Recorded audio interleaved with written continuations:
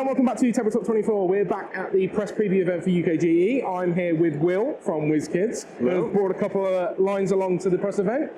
One that's new as well, isn't it?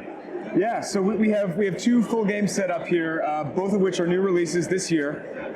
Let's start talking about this one. So Dungeons & Dragons Onslaught is our new D&D themed skirmish miniatures game set in the Forgotten Realms. So this is new as of January this year, and we've already introduced some expansion content. We have a lot more on the way. So this is really a whole line. And the conceit of the game is take D&D, trim away everything else except for the combat, and get right to it. So you get 21 pre-painted miniatures in the core set, as well as 10 scenarios. And so, Alan, if you and I were going to play a game, we would choose one of the scenarios. We'd each choose a faction, of which 2 are included in the core set. But again, we've already released some others as standalones. And then we would choose 5 characters from each faction. So 5 characters from my faction versus 5 from yours. And then depending on the scenario, we would use one side of the board or the other. We would modify the board a little bit with portals, other terrain elements, and then most importantly, we would have monsters on the board. So this is a player versus environment game where you have monsters that in some cases are powerful enough to wipe out one or more of your characters. Kobolds might be more of a nuisance, but a dragon is going to be a problem. But of course, you're also contending with your opponent's party.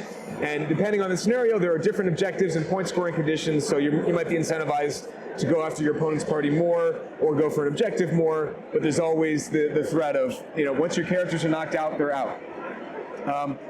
And everything that you do in the game, essentially, is controlled with these character cards, which are set of condensed character sheets that pull out your character's basic statistics here. So speed, armor class, and health. Speed determines how many spaces you can move. Your basic abilities up here, which in the case of this sorcerer include a melee attack, ranged attack, a passive critical ability if you are fortunate enough to roll a natural 20, as well as another passive ability. And then you have your experience style here. You can level up each character once per scenario. And your cooldown abilities here, one of which is reactive, the other 2 are active. When you cast them, you set them to a certain cooldown, in this case 5, and then they tick down each round until they're available again. So this is kind of, once you understand how to read one of these, you're primed to understand any character. But again, really, the game is about, you don't need a DM, you don't need your whole group. You can get right into slinging spells and slashing your sword around. And again, all the miniatures come pre-painted, all the character cards come assembled, so it's table ready right out of the box. And we've already released 2 standalone faction expansions, so there are 4 teams in the game right now, as well as character expansions that expand the rosters of those factions. We have Scenario Pack coming that'll introduce new scenarios, monster cards that will point to miniatures from our other ranges, as well as new maps and monsters, store support that'll give stores materials to run organized play, leagues, and tournaments in store, as well as a storyline organized play program coming out in late summer, early fall. So we have a lot on the way, but really excited for this game. I think both for people who are D&D veterans who will be able to jump right into the game and understand the value of, hey, sometimes it's really tough to get your whole group together. But also for people who aren't super familiar with D&D, this is a way to kind of, in a contained experience, get a flavor for D&D and get a sense for how combat works. That is a nice lead-in if you want to then take that to a full campaign. I can't help but notice the similarities between this and HeroClix. You've got the dials, you've got the teams, you've got the point values, but obviously it's got that bit more of a role-playing element to it. Yeah, it does. And but really it's like, we've basically taken the dial off of the base of the miniature and put it onto the card.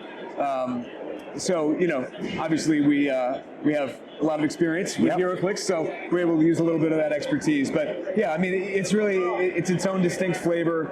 The list building is very simple. There are 6 roles in the game, and you just can't have duplicate roles in your team.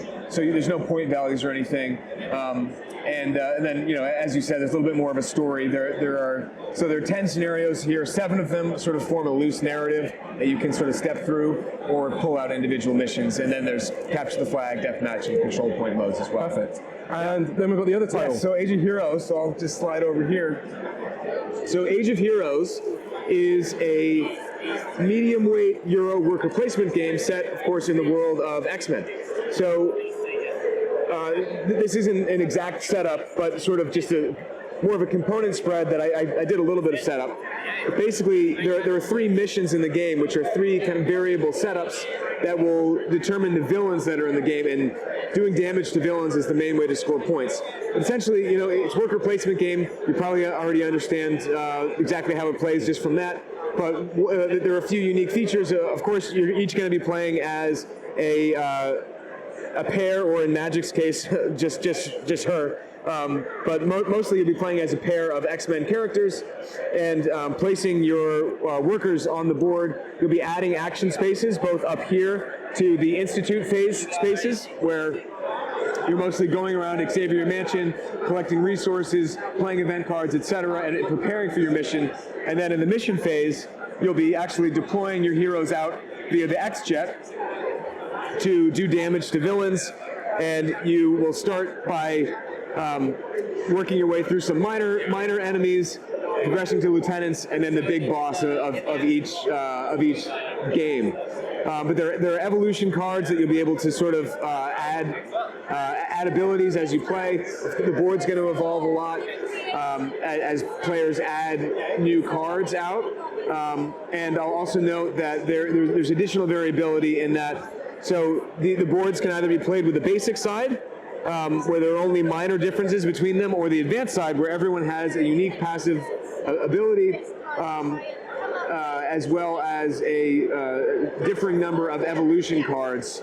So and then you won't use all the evolution cards. So there's a lot of variability from game to game, even within those 3 kind of overarching setups. A lot of different setup, a lot of different play, a lot of different team-ups. Yes. And bringing that sort of 90s cartoon X-Men feel to the tabletop. So Exactly. So it's by Rodney Thompson, who's one of the designers of Lords of Waterdeep. So if you're familiar with that game, which of course is an amazing worker placement game, you know, he's done it again, and a lot of fun to play, 2 to 5 players. Perfect. Brilliant.